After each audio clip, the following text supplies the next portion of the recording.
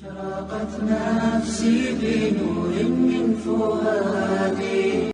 name is Sinto John. I work for RAK Ceramics as a sales executive. I'm a Christian and a strong believer in Jesus Christ as my God. I am well aware that all Muslims do consider Jesus Christ to a high regard as a prophet. My question is regarding the issue on prohibition of pork in Islam. My first question is, do you consider all the words of Jesus and the miracles performed by Jesus as mentioned in the Bible? And if so, let me explain to you one thing. The premise in which Christians believe that pork or no food is prohibited is from the gospel when Jesus says that whatever comes into you goes out of you, but what comes from your heart is what makes a man pure or impure. So if you consider that, then why do you think, and if you consider Jesus as a prophet, then why do you say that pork is prohibited in Islam? And if not, what do you think Jesus meant by when he said that? Before I answer the question, I'd like to welcome the chairman of the Dubai International Holy Quran Award, Mr. Ibrahim Bumala, and also the deputy chairman, Dr. Saeed, for giving us a wonderful opportunity and making us available this hall till so late also, mashallah. I'd like to thank him. And I pray to Almighty God that He gives more opportunity for people of Dubai to hear such lectures, and so that more and more people get hidayah. And inshallah, the thawab of the people accepting Islam will also go to the Dubai International Quran Award, inshallah. To Dr. Ibrahim Bumala and also to Sheikh Muhammad, inshallah. The brother asked the question that, do I believe in the miracles of Jesus Christ mentioned in the Bible? Brother, I believe whatever is mentioned in the Bible, if it matches with the Quran, I believe in it. If it goes against the Quran, I disbelieve in it. If it does not go against, does not match, it is ambiguous. Whatever is matching with the Quran, I believe in it. As far as the second part of the question is concerned, that you say regarding the prohibition of pork, it has been nullified because Jesus Christ, peace be upon him, says, whatever comes in to you goes out, and main thing is from your heart. How does this nullify? You fail to realize that means you are not reading the Bible. Jesus Christ, peace be upon him, said in the Gospel of Matthew, chapter number 5, verse number 17 to 20, it says, think not that I have come to destroy the law of the prophets. I have come not to destroy but to fulfill. I have come not to destroy but to fulfill. Whosoever shall break one jot or tittle from the law, he will be called least in the kingdom of heaven. That means you cannot break one jot or tittle from the law. That's what Jesus Christ, peace be upon him, says. Now you pick up another verse and says, what comes into you goes out, what is from your heart, you can have pork. Where does it mean you can have pork? You're contradicting your God, Jesus Christ, peace be upon him. It says, think not that I have come to destroy the law of the prophets. I have come not to destroy but to fulfill. Unless the heavens and the earth pass away, not one jot or tittle can pass away from the law until they are fulfilled.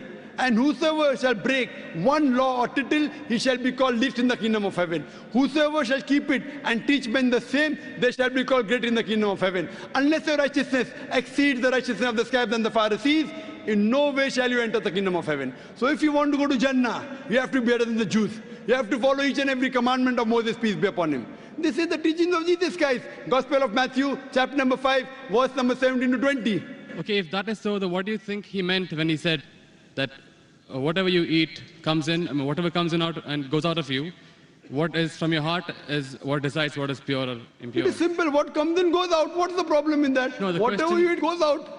Is there any problem in that? No, it was asked in relevance when Jesus' disciples were questioned by the Jews that why are they not following the traditional ceremony of washing their hands before eating food. That's when Jesus replied that don't you understand that what you eat doesn't matter if it is pure or impure. What you eat, it goes into you and comes out of you. He didn't say it doesn't matter what you're eating is pure and impure. That's your saying. It's not mentioned in the Bible that way. No, it is mentioned in the Bible that what you Does eat... it say that whether what you're eating is pure or impure doesn't matter? Does it say that? No, it doesn't say. I'm sorry. So please don't put your words in the Bible, please. Fine. But what I'm quoting is verbatim. Fine. You can check up. I'm quoting from my memory. I don't have the Bible in front of me. But you're saying, you're putting your words into the Bible. No, but he definitely said that what you eat comes out of you. Of course, what you eat has to come out. What you eat has to come out. We are human beings. He wouldn't simply state that for, I don't know, for no man's sake. It is simple. What you eat comes out simple. Your heart means it is from your heart. That means your heart should follow the commandment. No, Because what Jesus he- Christ, peace be upon him, said earlier, don't break one jot or tittle. So if your heart is in it, you will not break a single jot or tittle. Simple explanation. Fine, You but don't he have to was- be a doctor of divinity. He was trying to prove the Jews wrong by saying that it is not important. No, not at all. He wasn't trying to do that. That's what you think. That's what the church tells you. It's plain black and white. No, Jesus said you cannot break one jot or tittle from the law. So I'm- where is he telling the Jews to break the law of Judaism? He's not telling that. He is not giving any indication for the Jews to break the laws of Judaism. He is telling them to obey. It is your understanding of the Bible. Nowhere does the Bible say that. He did think that the Jews were not completely obeying the laws. They had- Correct, I agree with you.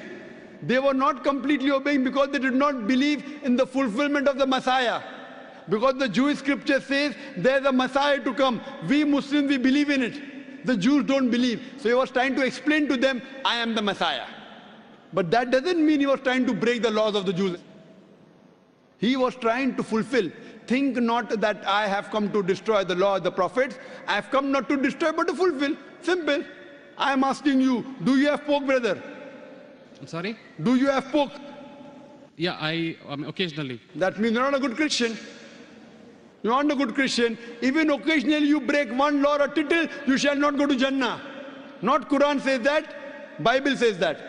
Even if you have pork and you break one law or a tittle, you shall not go to paradise. You shall not enter eternal life. And you said that you are a practicing Christian. You said you believe Jesus Christ is God. I don't believe Jesus is God, but I follow his teachings. I love him more than you. This is what Jesus said. It's from the heart. This is the explanation of your verse. It's from my heart. I love him. I love Jesus Christ. Peace be upon him. Do you? I don't think so. It is I do. theoretical, not I from do. your heart. Verbally, yes. No, I do very strongly. So if you strongly believe in Jesus Christ, peace be upon him, why are you disobeying him?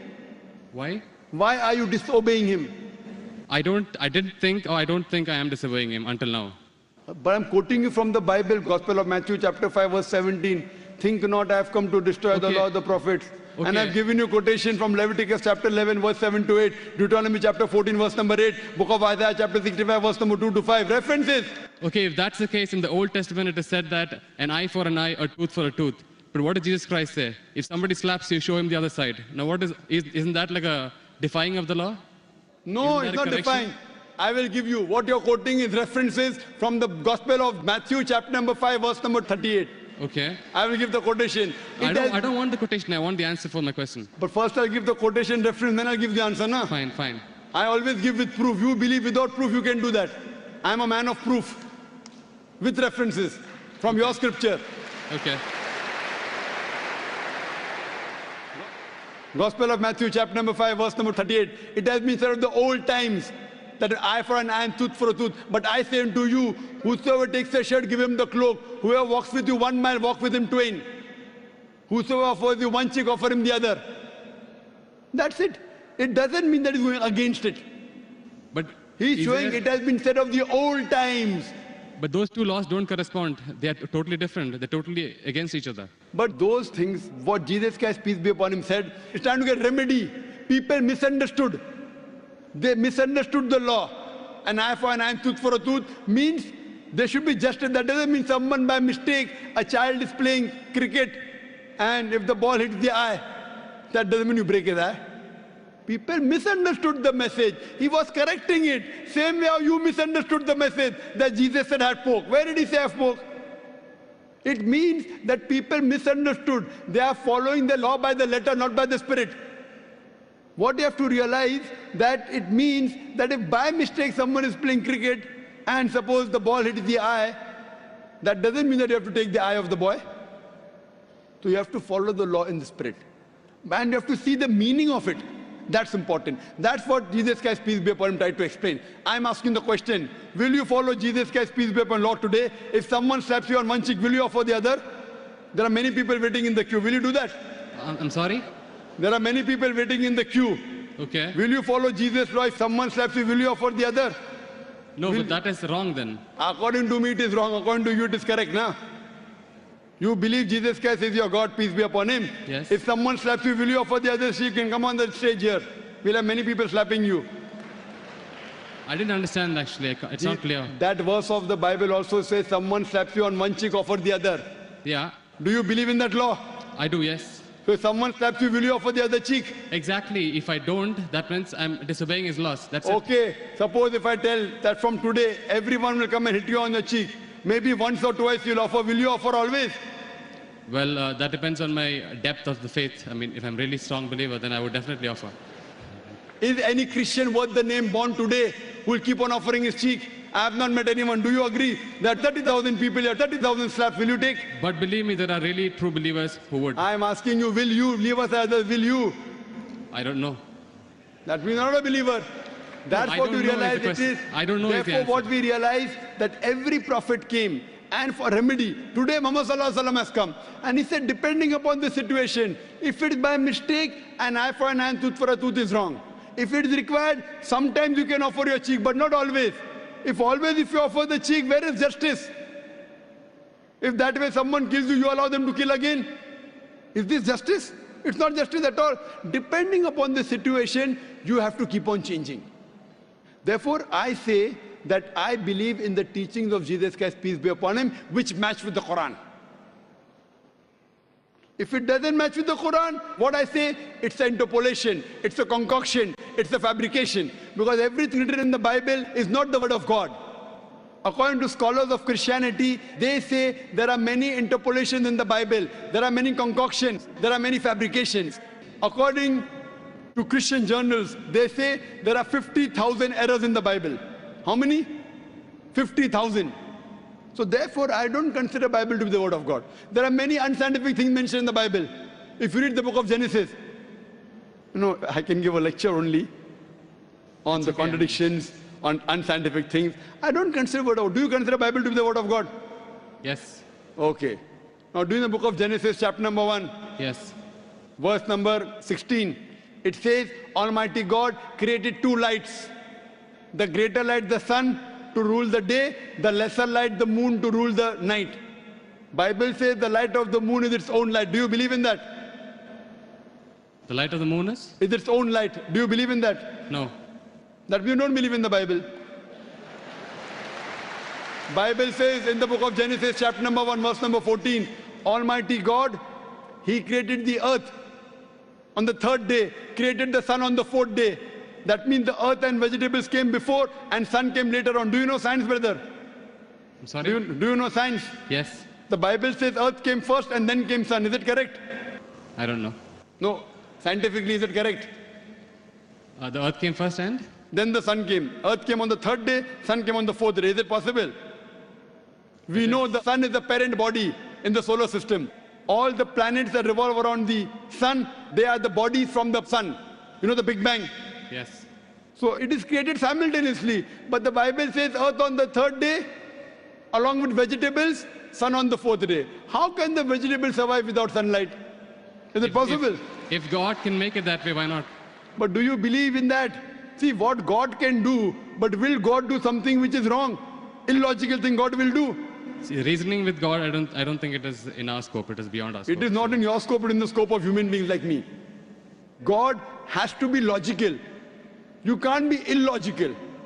Then if you say illogical, then you believe every monkey, any stone, any tree is God.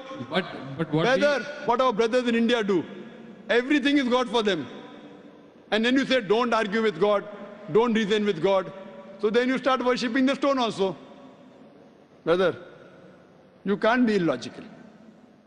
Seek ye the truth shall free you. Thank you. So hope you seek the truth, brother. Sure. I appreciate the